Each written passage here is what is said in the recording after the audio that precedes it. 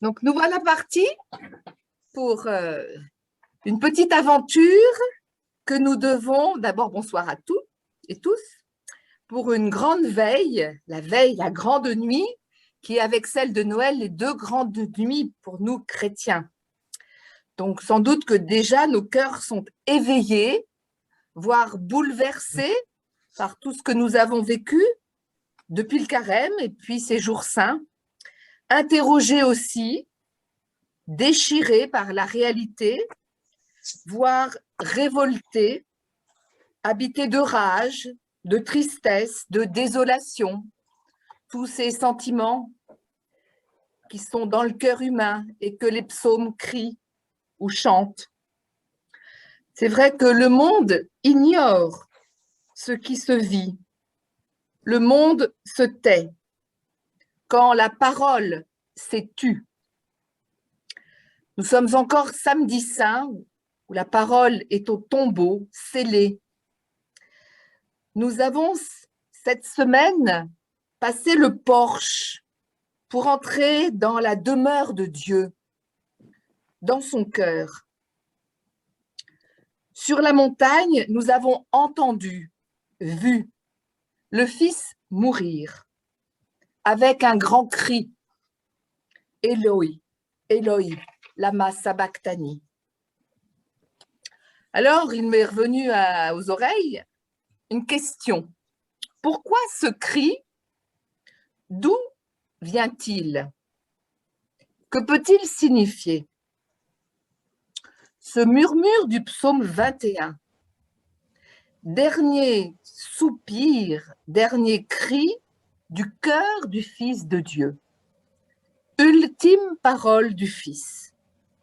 Dans la déréliction, l'abandon pour certains théologiens. Seul sur la croix, le Fils assume la mort et arrache les morts à la mort. Violence de la passion. Que ce cri, ces mots ultimes du Fils de Dieu. L'homme Jésus lance au monde, au Père, avec force, une fois pour toutes, ce cri, afin de nous arracher au pouvoir de la mort. Par la puissance du Père qui sauve, qui pardonne. Jésus dit en Saint Jean, de moi-même, je ne peux rien. Je ne fais rien que je ne vois faire au Père.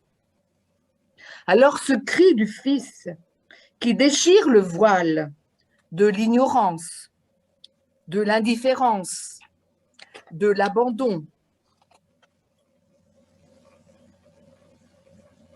Ce cri du Fils en croix, dernière parole, en ce monde, nous est comme livré, confié. De ce cri du Fils sur la croix, notre monde peut-il recevoir quelque chose? Pas de réponse, simplement notre réponse. Bouleversée, déplacée, mise en route, retournée. Oui, nous pouvons être effrayés. À nous de répondre avec ce psaume, par ce psaume, prenant ce cri comme au rebond, en chemin. Depuis vendredi soir, vendredi saint, ce cri est comme étouffé sous la pierre. Mais il a lui-même déchiré nos cœurs. Lui qui vient comme nous donner, si j'ose dire, ce message en héritage. À nous de vivre ce psaume 21 en héritier du Fils de Dieu qui a accompli sa mission. Au cœur de nos vies, la parole fait son chemin. Grain de blé semé qui porte du fruit. Alors, entrons dans cette attente avec le psaume 21. C'est une audace. C'est bien notre cierge pascal allumé dans quelques heures, au feu pascal qui va donner sens à ce psaume. Ce psaume 21 peut-il ouvrir notre vigile pascal et donc notre temps pascal et donc notre vie chrétienne? Grave question. Tous accourent près du feu, qui se prépare. Tous. Vous vous souvenez, Enrique, avec les hommes, les femmes, qui ont été touchés par un simple regard et remis debout dans l'existence offerte par Dieu. Pierre, avec les apôtres d'hier et d'aujourd'hui, habités de frayeur, celle qui déplace et réveille. Avec les femmes sur le qui-vive, pour que la foi agisse en semence de vie. Avec Saint Joseph et Saint Benoît, rappelez-vous, pour que la charité inventive laisse passer la lumière de la liberté, de la vie. Avec les enfants, agitant les palmes pour acclamer le roi Messie, caché sous les traits de l'esclave et du pauvre rejeté. Tous sont là, multitude de races, langues, peuples et nations, tenant le livre encore scellé dans les mains et chantant la supplication de l'humanité en marche. Le feu est prêt dans le jardin, lieu de notre rendez-vous. Jardin scellé, jardin où Dieu se promène, jardin où le ressuscité va passer de la mort à la vie. Laissons ce psaume 21 résonner dans notre jardin, près du feu, dans le jardin de nos vies. Le chemin de liberté traverse la mer Rouge. Ce soir, nos peurs, nos esclavages, nos enfermements, notre péché vont être traversés. Ce soir, notre cœur brisé est approché par la flamme du feu pascal, flamme qui danse et lèche en vibrant du psaume 21. Flamme qui vacille sous la braise légère, flamme qui s'étire au souffle de l'esprit pour faire monter vers le Père nos regards éveillés, encore inquiets, anxieux, parfois crispés de doute, de peur. Au jardin, de nuit, le ciel s'est obscurci. La lune et les étoiles n'ont pas osé se montrer depuis vendredi. Si le soleil s'est retiré, pas question de se montrer. En ce psaume 21, l'ampleur de la louange et l'ampleur de la supplication sont de longueur égale. Toute l'histoire d'Israël, toute l'histoire personnelle, la nôtre, se rejoignent sous le bois de la croix, mystère. Dans le jardin de nuit, silence, qui laisse louange et supplication tisser ensemble le cri de la victoire.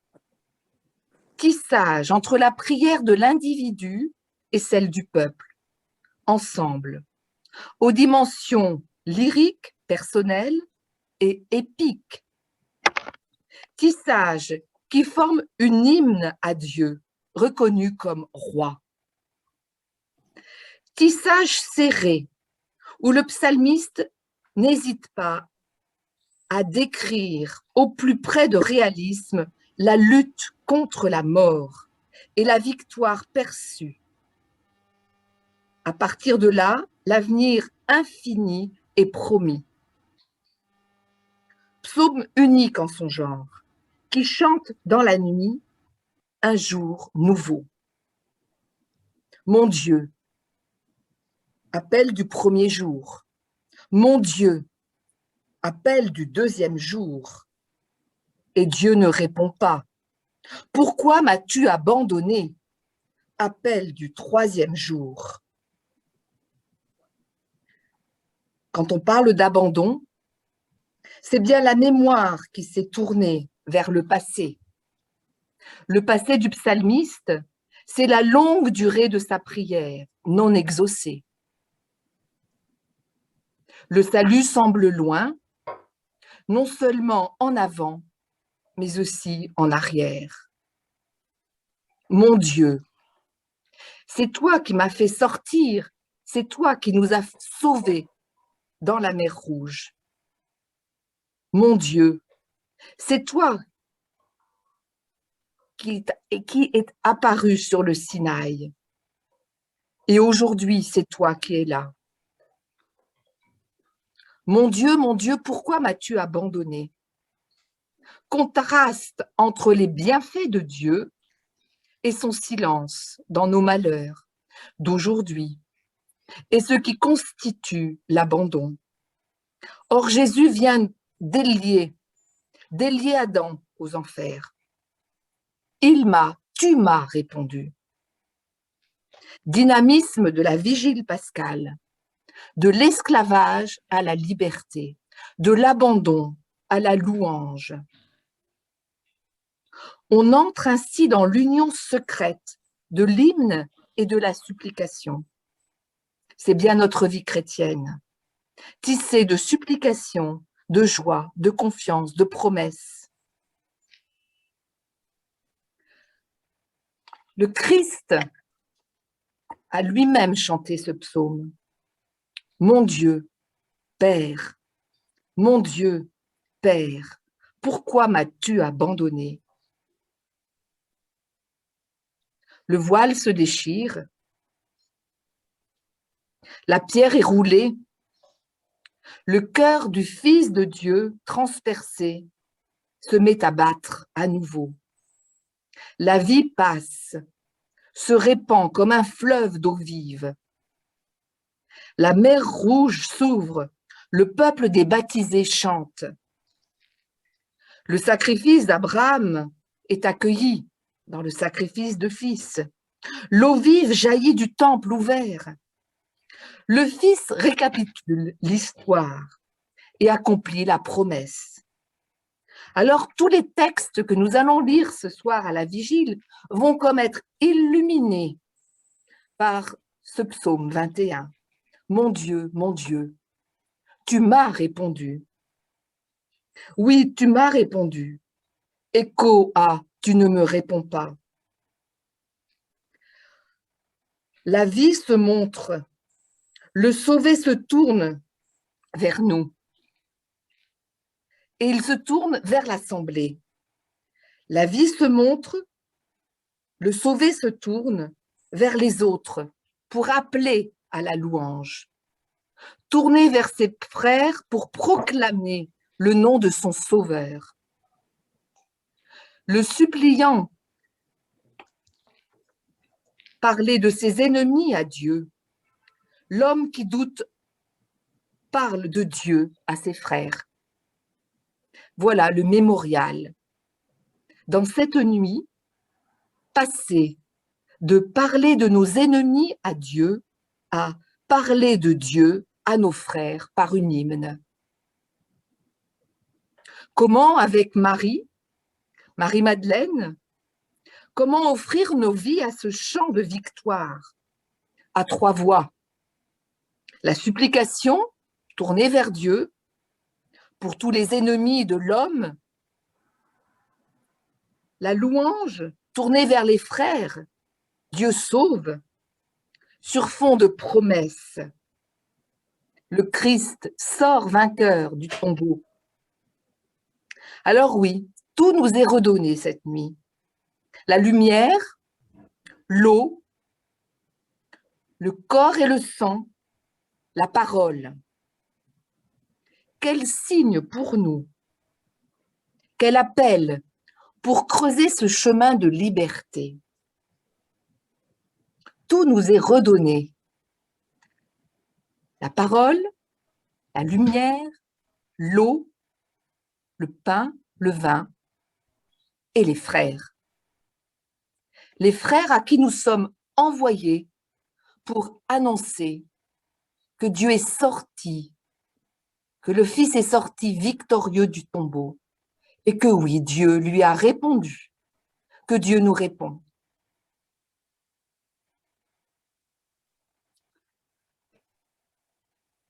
Alors merci au petit groupe qui m'a obligé à creuser le psaume 21 pour nous ce soir. Chemin de liberté.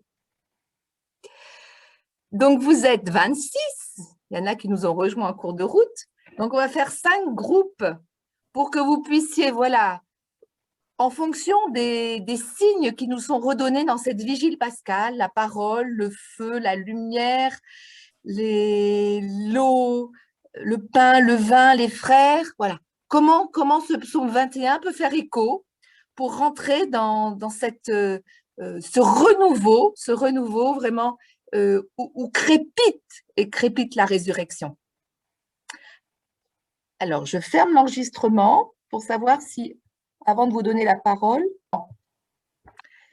Alors, je vais vous lire une petite conclusion qui est extrait de Don Goldstein dans Le Monde des Psaumes, qui dit, voilà, le Dieu des psaumes n'est pas seulement un Dieu qui agit, mais aussi un Dieu qui réagit, un Dieu qui n'a pas seulement un bras puissant, mais aussi et surtout un cœur d'une richesse inépuisable.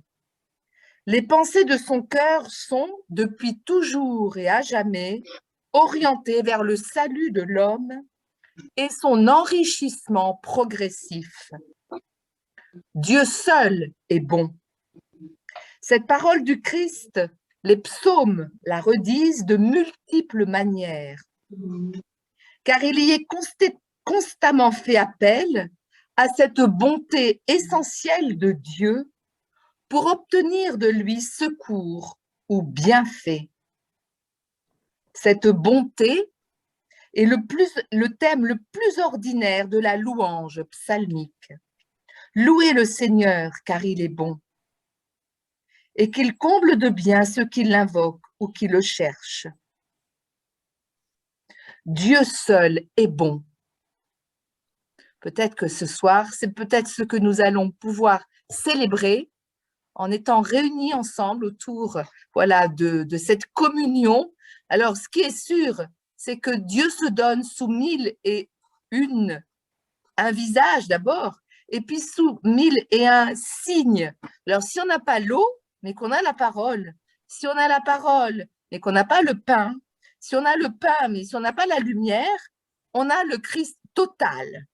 Ça, c'est sûr, il est déjà en nous. Nous avons besoin de beaucoup de signes pour nous rappeler, mais il en suffit d'un pour avoir le Christ en plénitude. Donc, le Christ est ressuscité, il est vraiment ressuscité. Et ce soir, nous avons tous et toutes en plénitude le Christ vivant au fond de nous-mêmes, dans notre frère, dans nos sœurs, au cœur du monde, il est vivant. Voilà, je vous invite aussi, si vous n'avez pas rien à faire cette semaine, je fais un petit peu de publicité pour le livre que j'ai écrit, Bresse de résurrection. Voilà, c'est les évangiles de la résurrection, un par jour, voilà, qui ont été commentés il y a déjà 1 an ou 2. Voilà, Bresse de résurrection aux éditions Saint-Léger. Et c'est moi qui ai écrit ça il y a quelque temps. Je vous invite donc à une bonne vigile et puis que Marie nous accompagne de sa présence. Bonne soirée à tout le monde. Merci.